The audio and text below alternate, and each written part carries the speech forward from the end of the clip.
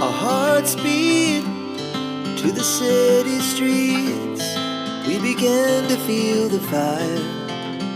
मैं सोनिया फोगाट आपके अपने चैनल साइंस हब में आपका स्वागत करती हूँ। आज का हमारी जो क्लास है उसके अंदर हम स्टडी करेंगे ब्लूम टैक्सोनॉमी। ब्लूम टैक्सोनॉमी से स्टडी करने से पहले हम क्या है, जो पीछे वाली क्लास की थी उसमें हमने पढ़ा था आकलन और मापन और मूल्यांकन रह गया था। तो उससे पहले हम डिस्कस करेंगे मापन और मूल्यांकन क्या होता है। देखिए, छोटे से एग्जाम्पल से लेके चलते हैं। मापन, जब हम किसी भी डी ग्रुप का पेपर देते हैं या सीटेट का पेपर देते हैं तो ये क्या है, मापन। मापन का मीनिंग क्या है, जब हम किसी भी परीक्षा को अंकों के अंदर निर्धारित कर देते हैं उसको हम क्या बोलते हैं, मापन बोलते हैं। जैसे हमारे सीटेट के पेपर में 90 नंबर लाना कंपलसरी है, तो ये क्या है, मापन है। दूसरा होता है मूल्यांकन। मूल्यांकन, जब अंकों का मूल्य निर्धारित कर देते हैं, जब अंकों का मूल्य निर्धारित कर देते हैं तो उसको हम बोलते हैं मूल्यांकन। अब अंकों का मूल्य कैसे निर्धारित किया जाता है। अंकों का मूल्य, जैसे अगर किसी ने 80 नंबर प्राप्त कर लिए तो उसको हम ए ग्रेड के अंदर रख देते हैं, तो वो क्या हो गया, उन अंकों का मूल्य हो गया, तो वो उसको हम क्या बोलेंगे, मूल्यांकन। जो मापन है उसके अंदर समय निश्चित होता है और जो मूल्यांकन है वो क्या है, निरंतर चलने वाली प्रोसेस है। या हम ये बोल सकते हैं कि मापन के अंदर एक विशिष्ट चीज़ के बारे में जानकारी मिलती है और मूल्यांकन के अंदर व्यापक स्तर पर क्या है, हमें इन्फॉर्मेशन प्राप्त होती है। जैसे अगर सीटेट का पेपर दे रहे हैं तो उसके अंदर सिर्फ क्या है, उसको कितनी नॉलेज है, मतलब कि मैथ की, साइंस की, इंग्लिश की, सिर्फ बच्चे के इस वाले स्तर की जानकारी प्राप्त होती है या परीक्षार्थी के सिर्फ इस वाले स्तर की जानकारी प्राप्त होती है।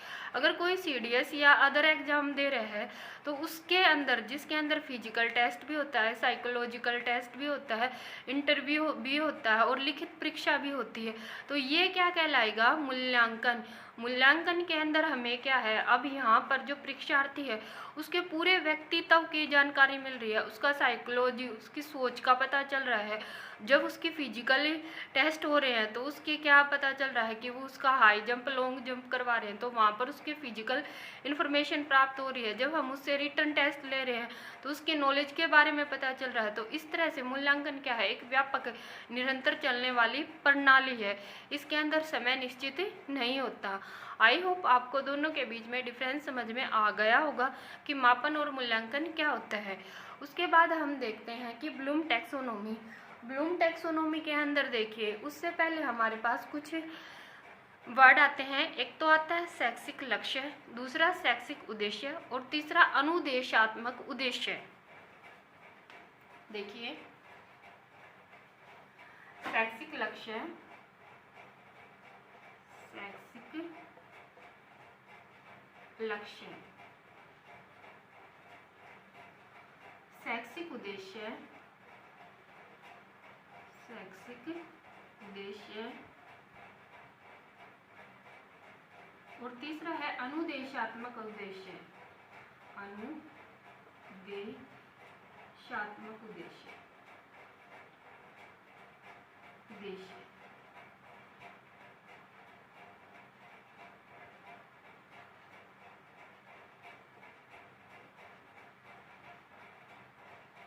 अब देखिए, शैक्षिक लक्ष्य क्या होता है। सबसे पहले इन तीन टर्म के बारे में जानने की कोशिश करते हैं।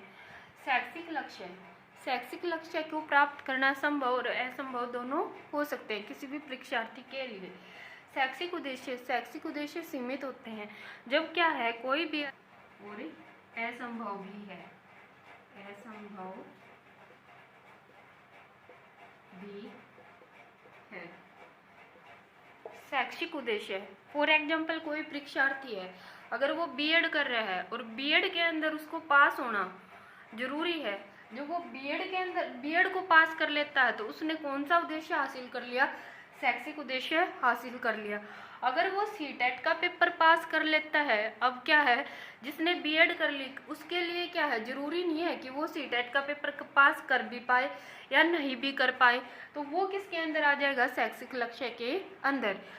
शैक्षिक उद्देश्य, शैक्षिक उद्देश्य क्या होते हैं, सीमित होते हैं, ये व्यापक होते हैं, इनको प्राप्त करना संभव या आसान होता है, इनको प्राप्त करना इतना आसान नहीं होता। ये प्रत्यक्ष होते हैं, ये क्या होते हैं, अप्रत्यक्ष होते हैं।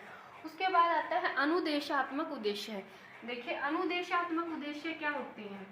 हमने ये मान लिया हमारे पास विषय है, वो क्या है, फिजिक्स। उपविषय फिजिक्स के अंदर हमें क्या पढ़ाने हैं, लॉ ऑफ मोशन, या हम ये बोल सकते हैं न्यूटन के गति के नियम। उसके बाद अनुदेशात्मक उद्देश्य क्या होंगे यहाँ पर, अनुदेशात्मक उद्देश्य हमारे पास क्या होंगे, जब एक टीचर लॉ ऑफ मोशन को टीच कर लेगा तो वो छात्र से अपेक्षा रखेगा, उम्मीद रखेगा कि छात्र क्या है, first law, second law of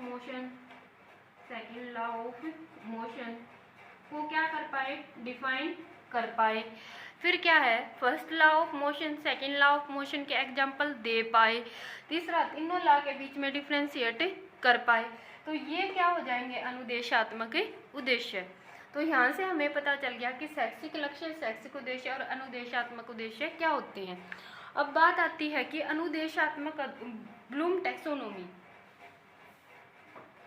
56 ईस्वी के अंदर ब्लूम ने अपने फ्रेंड के साथ मिलकर जो शैक्षिक उद्देश्य थे, सबसे पहले उन्होंने अनुदेशात्मक उद्देश्य की जगह पर एक वर्ड यूज किया और वो क्या था, शैक्षिक उद्देश्य। ब्लूम ने क्या किया था, अनुदेशात्मक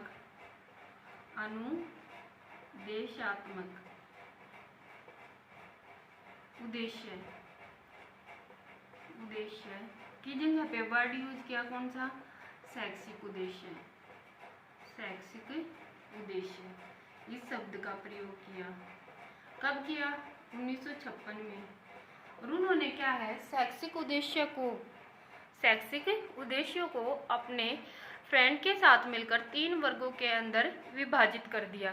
उन्होंने बोला कि जब एक विद्यार्थी शिक्षण अधिगम या पाठ्यचर्या के द्वारा शिक्षण अधिगम करवाने का उद्देश्य या पाठ्यचर्या का निर्माण करने का उद्देश्य क्या है। ब्लूम ने बताया कि शिक्षण अधिगम, पाठ्य पठन या पाठ्य पुस्तकों का निर्माण करने का उद्देश्य क्या है।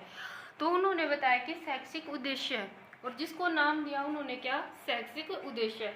और उसका अर्थ बताया कि पाठ्य पुस्तक का निर्माण करवाना या शिक्षण अधिगम प्रणाली का मेन उद्देश्य है छात्र के व्यवहार के अंदर परिवर्तन लाना।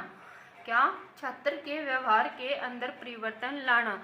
अध्यापक को ये देखना है कि जब उन्होंने चैप्टर लर्न टीच करवा दिया, उसके बाद या उससे पहले छात्र क्या सोचता था, और लेसन को टीच करने के बाद छात्र के व्यवहार के अंदर क्या परिवर्तन आया है। और जो छात्र का व्यवहार था वो उन्होंने 3 पक्षों के अंदर विभाजित किया। पहला था ज्ञानात्मक उद्देश्य, दूसरा भावनात्मक उद्देश्य, और तीसरा क्या था, क्रियात्मक उद्देश्य, क्रियात्मक पक्ष।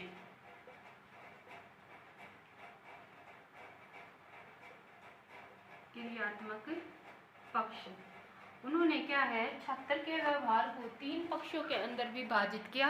पहला पक्ष ज्ञानात्मक पक्ष, दूसरा भावनात्मक पक्ष, और तीसरा क्या, क्रियात्मक पक्ष।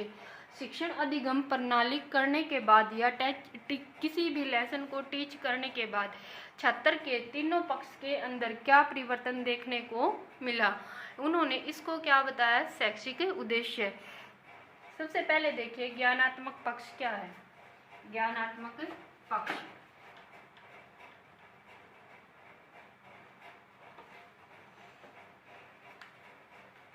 ज्ञानात्मक पक्ष के उद्देश्यों को सरल से कठिन या निम्न से उच्च स्तर तक ले जाने के लिए ज्ञानात्मक पक्ष को 6 वर्गों के अंदर विभाजित किया। सबसे पहले है ज्ञान, फिर बोध, फिर प्रयोग, विश्लेषण, संश्लेषण, और लास्ट में क्या, मूल्यांकन। देखिए इसको है ना एक छोटे से एग्जाम्पल के साथ समझने की कोशिश करते हैं। ज्ञानात्मक पक्ष, फॉर एग्जाम्पल टीचर क्लास में टीच करना चाहता है लॉ ऑफ मोशन।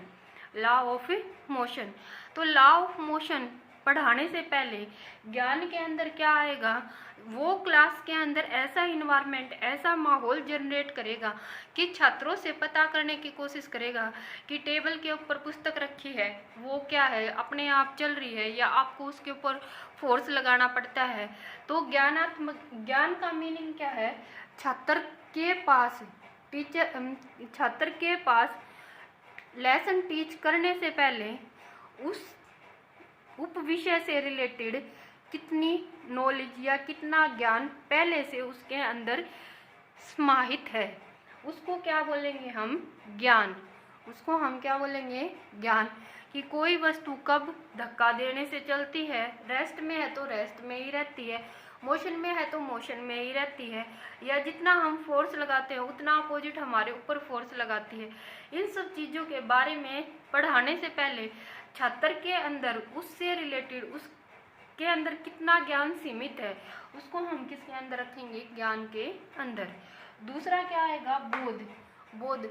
वो उन चीज़ों को कितना अपने शब्दों के अंदर अनुवाद कर पाते हैं, उसको हम किसके अंदर रखेंगे, बोध के अंदर। तीसरा आएगा प्रयोग। वो उन चीज़ों को कहाँ कहाँ इम्प्लीमेंट कर रहे हैं या प्रयोग कर पाते हैं, उसके अंदर हम क्या रखेंगे, प्रयोग।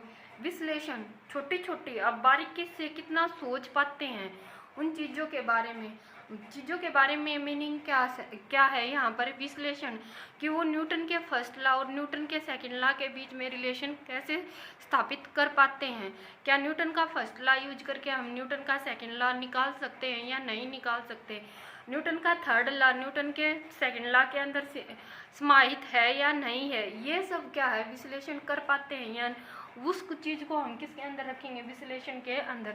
संश्लेषण, अब वो बता पाएँ कि फर्स्ट लॉ से सेकंड लॉ निकाल सकते हैं या सेकंड लॉ के अंदर फर्स्ट लॉ तो क्या है, कंटेन है, लेकिन क्या है थर्ड लॉ के अंदर सेकंड लॉ कंटेन नहीं है, और नहीं है तो क्यों नहीं है, इन सब चीज़ों को एक्सप्लेन कर पाते हैं, तो वो क्या आएगा, संश्लेषण। मूल्यांकन का मीनिंग क्या है, जब लास्ट में अध्यापक क्या है, आकलन करने की कोशिश करेगा कि छात्र को कितना समझ में आया है, कितना समझ में नहीं आया, उसका पढ़ाया हुआ कितना प्रभावशाली रहा है, ये सब किसके अंदर आएगा, मूल्यांकन के अंदर। तो ये क्या था, ज्ञानात्मक पक्ष। ये थी हमारी आज की फर्स्ट क्लास, जिसके अंदर हमने पढ़ा मापन, मूल्यांकन और ब्लूम टैक्सोनॉमी का संज्ञानात्मक पक्ष। अगर आपको वीडियो अच्छी लगे तो चैनल को सब्सक्राइब करें और वीडियो को ज़्यादा से ज़्यादा शेयर करें। Thank you.